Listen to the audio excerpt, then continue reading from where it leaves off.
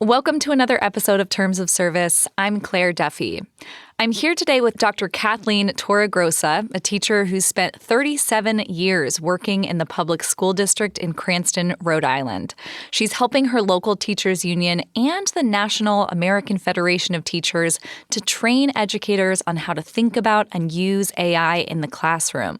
We're going to talk about what students and parents need to know about how this technology is changing the learning experience. Hi, Kathleen. Thanks for doing this. Hi there. How are you today? Doing well. How are you? Doing great. Good. So you've been a teacher for more than 3 decades. How have you seen the use of technology change in your time working as a teacher? Well, I can tell you that probably over 25 years ago, I was probably the first classroom teacher who wrote a grant to get a desktop computer on my desk in the classroom in my first grade. And at the time, it was those little, the funny colored cubes of the Macs, right? And everybody would come in and say, "What's that?" I'm like, "It's a computer." So I have been on the forefront since the very, very beginning. And so you are on the forefront of bringing a computer into the classroom. You're now on the forefront of bringing AI into the classroom.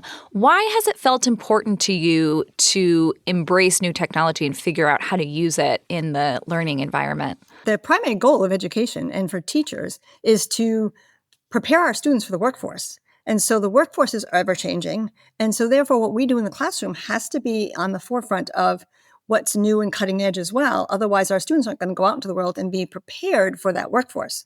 So technology is in the workforce. It's now, it started off slow and it was in advertising first, and then it was in banking and all sorts of things.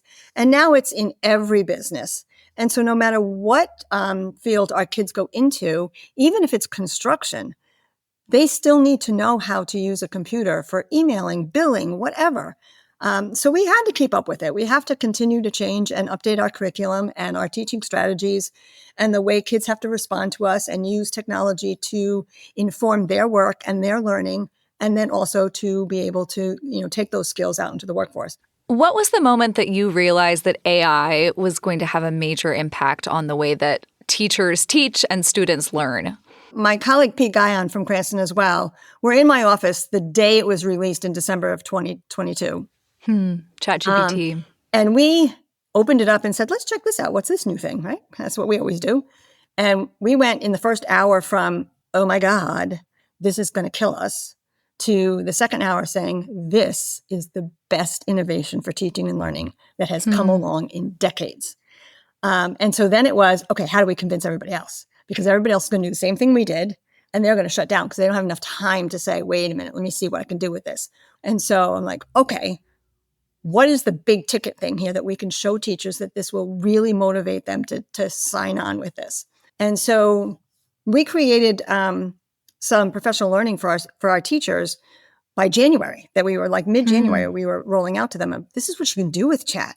You can ask it to create a lesson plan for you for like if you're out sick for a day, and it'll do your lesson plan for you. You can take an old lesson and dump it in and ask it for a refresh, and it'll do that. It'll write your newsletters for you. It'll, create student lists for checklists and stuff. It can take some of that administrative tasks off of your plate and save you some time. Now, and a lot of people say, oh, AI saves teachers tons of time. It only saves teachers time once they have spent time learning all those platforms. And then it does save a lot of time. But the biggest thing from day one that I saw with AI is I could upload my digital curriculum resources into chat and then say, this is what my first graders are supposed to do. However, I have these 3 kids that are functioning significantly below grade level, and I have these 5 kids that are significantly above grade level. Can you adjust this curriculum for me for those 2 levels? And it does it in seconds or minutes. That continues to be my number one piece of advice. And I still think that that's the biggest power that AI gives teachers. So now we're 3 years on from the launch of ChatGPT. What has it been like convincing other teachers, bringing them along on this journey with you? Have you met resistance in that process? People who had the same initial reaction as you did, being worried about this, replacing them or not being the right tool? I would say mostly are teachers that ask kids to write a lot. like write essays, write reports, do research projects. They basically came out right from the outset saying, kids are going to cheat. They're going to use this to write their projects for them. And that's absolutely a concern, especially at the outset. Because if you remember, after the first 6 months, then they had all these AI detectors out there, none of which worked very well. And so rather than saying use AI detectors, which is, that's one level of doing it, we coached our teachers and, give them protocols. Say you can use AI for this, you can't use it for that. You can use it to generate ideas, but you have to write the essay yourself. And if you think that they have just done an AI essay, then call them up and ask them some questions about it, saying, I noticed you use this word. Can you tell me why you use that word and what does it mean to you in relation to this content area? And that'll be the first little note that the kid might have done AI. And then lastly, you could use an AI detector, or you could say to them, I think you had a little assistance with AI, honestly, and I really don't have a problem with that, but I would rather hear your voice. I would rather hear what you learned about that. So consider this your first draft, your research draft. And now put some of your own thought and your own experiences, and how does this apply to your daily life? And if you, in 2 weeks, had to tell a peer about this essay, what would you tell them? And rewrite the essay and give them that chance. So there's ways to go about it. And that process teaches kids critical thinking skills. So they're thinking about it a little bit more deeply, actually. And that's a good thing, because when they get out into the workforce, that there's two things that employers are asking for now. They're asking for kids who can work collaboratively with others and students that can demonstrate critical thinking skills. So we're teaching that. So I think there's ways around it. Will kids try to cheat? Absolutely, they're going to try and cheat. But you have to set very clear protocols. You can use it now, you can't use it then. If you use it, these are the ramifications of it. You are now running these teacher trainings for educators on how to use AI. Can you give us some specific examples of how you're encouraging or training teachers to use AI? So I'm a Google district. My district, all of Rhode Island is our Google district. So we're using predominantly Google. So, whatever your district uses, use that platform and find what that platform has to use and start there. That's always the easiest place to start. Don't go randomly searching out lots of different apps and lots of different AI sites. Stay with these bigger platforms that your district has kind of okayed for you to use. Every district should have an AI oversight committee, use this, but don't use this. Remember, it was kind of the Wild West for a while, and it still, to some extent, is. And so I'm very cautious about my teacher privacy and security online and my student privacy and security online. And so I tell my teachers, we have a tech team. If you want to try something new that isn't something that we've recommended, please fill out this form. We have a form, and ask us to check it out for you. And we're checking for, the federal child protection services like FERPA and COPA, making sure that that is all in line. But then we also go to a deeper level and we look at where's the data stored. Even if they're FERPA and COPA and they're approved for student use, what data are they collecting? Why are they collecting it? And then where is that data stored? It has to be stored in the US. So the privacy piece is a big piece. And, I'll train my teachers on how to use AI. And at the same time, I'm always saying, don't forget student privacy. We all know, for all of us, data privacy is an issue, but it's a deeper level when you're talking about student data. Such an important point. I mean, as you said, for anybody who's using these AI systems, because I think what people don't often realize is that, the data that you upload, the conversations that you have with these chatbots, in many cases, they hang on to that so that they can keep training their AI models. It sounds like a lot of the sort of use case here for teachers is lesson planning, curriculum development. Are there ways for teachers to actually use AI in the classroom, beyond just students using it for schoolwork, whether they are supposed to or not? Are teachers using AI in the classroom? Well, for example, in my district, we have our policy says that our high school teachers and students may use AI at the discretion of the teacher. So the teacher tells the kids when they can and cannot use it, how they can use it, what they can use it for, what the purpose is, all that protocol stuff. They're required to teach that protocol for AI use, just like they would teach protocols for how you sign out to go to the lavatory and, how you line up and get to lunch. It's just another protocol that they have to teach. And once they've done that, our high school teachers and students are welcome to use it. We think it's a good learning tool, especially as we're preparing them to go out into a workforce where they're going to have to use it in a workforce. Our middle school students are using Canva in the 8th grade because Canva is now kind of run by 2 different AI bots within its system, one that does text generation and one that does image generation. So we're letting our 8th graders use that to kind of get a taste of AI. We have some Google products that our 8th graders can use because it's for 13 and up. So that's our 8th graders. So there's like Google Vids, they can create video projects. In the elementary schools, we really don't want our students on AI. However, they are using products that are AI powered.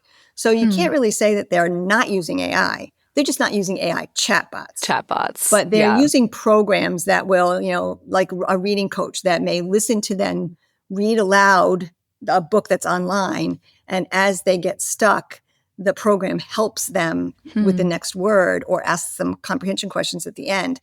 That's driven by AI. People don't necessarily realize that, but that's generated because it's personalized feedback.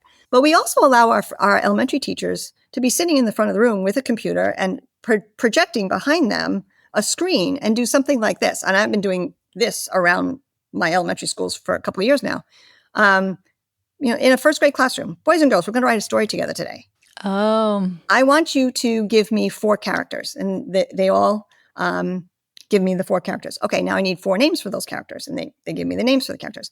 Tell me what these characters are going to do. Where are they? What's the setting? And all I'm doing is recording their responses. I'm asking them some questions about a story they're generating. Then I'm recording their responses. And then I hit generate a story at a first grade reading level. And it generates it for them. They see their story immediately. And I start reading it to them. And I say, every time you see a mistake or something you don't like, or you think that it doesn't go with your plan, raise your hand. We stop, we'll fix. So they become editors of the story. They understand that editing process. That's so interesting. One of the things I've been thinking about is we know that AI systems sometimes suffer from accuracy issues. And if teachers are using AI to help develop teaching materials, is there a risk that inaccuracies will end up in those materials? How are you talking to teachers about how to navigate that piece of the puzzle? Well, just like we tell our students to edit, review and edit their work, teachers have to review and edit their work as well. I would say that nowadays, about 90% of the time, if you're writing your prompt really well, you're getting what you want out of it. And you may have to just tweak a little bit of it. It doesn't really require a whole lot like it did in the beginning. So that's great. But you're still the professional. You're still the teacher in charge. You still know your students. The computer does not know that you have 5 kids that are struggling to read. The computer doesn't know that you have a student with significant social emotional learning needs, and that requires a break. You have to take whatever you've gotten out of AI and still make sure that it's appropriate for your students and to the learning tasks and the assessments that are going to come at the end of those learning tasks. So it is still up to us. You still need a teacher. The teacher's not going anywhere. But this is a nice assist to the teacher, and we just have to manage it and not rely on it too much, but say, oh, wow, this really can help me out a lot. I have a high school that is extremely diverse, and there could be 5 or 6 different languages in a single class. Wow. So to be able to take something that's right out of a curriculum, say a worksheet right out of my digital curriculum, dump it into chat and say, translate this into these 6 languages. Boom's done, and I can pass it out. Everybody's reading in their own language. You can't beat that. We couldn't do that 2 years ago. So that's powerful. Sort of on that note, we know that teaching is such a demanding job that teachers often don't have as many resources as they would like or should have. Do you see AI as a way of potentially helping teachers addressing that problem so that they can engage more with students one-on-one? They have more time for that? I absolutely do. I truly believe that this will actually allow teachers more time with their students, both as a whole class and also individually, because they've now got a partner in their instruction. But at the same time, as exciting as AI is, remember that I mentioned that the employers needs employees that know how to work collaboratively with each other. So we don't want kids spending all their time on computers or using AI or any platforms. We need students to be in groups working with each other, figuring out how to do that, because our kids are really struggling with that. our kids that are currently in high school right now, Siri was introduced in 2011, Alexa 2014. The kids that are currently in our high school have been able to talk to a device their entire educational career. Yeah. That's different. And so that has kind of changed the way they look at work. Is, well, if I don't know it, I'm just going to go ask Siri, and I can talk to my phone and ask Google. So that has changed how they think about using technology. And so they're much more reliant on it. And we have to take them out of that framework when they're in the classroom and say, you know what? Let's put the technology aside right now. I want you to try this task. I want you to talk about this. It's what you read last night. You come into the classroom. Okay, I'm going to divide the kids. You can divide the class up into 4 or 5 groups. I want you to discuss it. And here's some questions I want you to discuss and answer. And we're going to come back as a big group in about 20 minutes. And we're going to have a class conversation about this content. So there's no tech needed now. We can actually talk and work together. And I think that that's important. I don't want to escape that. As much as I love AI, and I think it can do a lot for us as teachers, I don't want our students being over-reliant on it. Is there anything that you think that AI shouldn't be used for in the classroom? Math facts. I'm more nervous about math facts actually than writing tasks. Because of the accuracy issues? Well, challenges? no, it's not actually accuracy issues, but kids don't learn how to solve the problems if they just ask for the answers. It's like using the calculator on your phone. I don't know how you got to the answer, but I'm accepting that your answer is right because you're called a calculator. So, yeah, I'm a little concerned about that. But like, I went into a third grade classroom and the teacher was teaching about perimeter. And one of the kids says, well, why do I have to learn about perimeter? Won't my phone tell me that? And I'm like, third grade. I said, well, when you grow up and you move out of your house and you want to move into an apartment, say, and you want to buy a rug, how will you do that? And they're looking at me sideways like, well, why don't you, I don't know what you're talking about. I said, well, that's called perimeter. You need to know the size of your room in order to go to the store to buy the rug that'll not be too big and not to be too small. That's called perimeter. Your phone's not going to do that for you. I love it. There are things that it's good for and things that it's not. And we actually have to show kids, what is good for and what it isn't. Yeah. What would you say to parents who are worried about how AI is going to impact their child's learning, whether it's because it's being used in the classroom or because their kid might be using it on the side when they're not supposed to do their homework? How are you talking to parents about this? So we are asking our teachers, if you're using AI and you're asking kids to use AI, especially in our high school, that you set up some protocols like I talked about, clear expectations of what you can and can't do with it, what the expectations are, how to use it, and send all those protocols home, not only to the students, but to the parents. So the parents know what your expectations are and how you expect kids to use it or not use it in the classroom. And then I strongly suggest that we didn't monitor our kids really well when they started social media. This is different. This is scary. Yeah. They shouldn't be in their room behind closed doors when they're doing this. I would love to see, the old homework at the kitchen table kind of times. Mm-hmm. It's kind of that. You need to monitor it. What are you doing? Why are you doing it? Can you tell me a little bit about what you're learning when you're doing this? Question the kids, tell me, what are you doing and why? I don't know what you're doing. I don't understand this platform. How is this helping you to learn? That's probably the biggest thing that parents, I don't think that we can just say, oh, it's just like their phone. It's not. This is very different. This is really giving kids access to adult material at a very young age. And so they need to be, trained on how to, understand that and access it or not. Yeah. Yeah. It's so important. The week that we're recording this devastating story has come out about a 16-year-old who started using ChatGPT for homework, and his parents now are alleging in a lawsuit that the chatbot basically encouraged him to die by suicide. Just devastating. But I think you're right that parents may not realize that while this can be a school tool, there are also all of these other components to it. Parents should definitely have the password or whatever to get into whatever chatbot their students are using, and be open and honest, saying, I want to randomly look at your chat. You can sit with me while we look at it and explain to me what it is you're doing, but you should look at it. just like you should check their emails as well, and their Facebook or whatever they're using. Parents just need to be informed. They need to be monitoring their kids. Is there an age, if parents are interested in exposing their kids to AI, using AI at home, is there an age when you think it's appropriate to start doing that?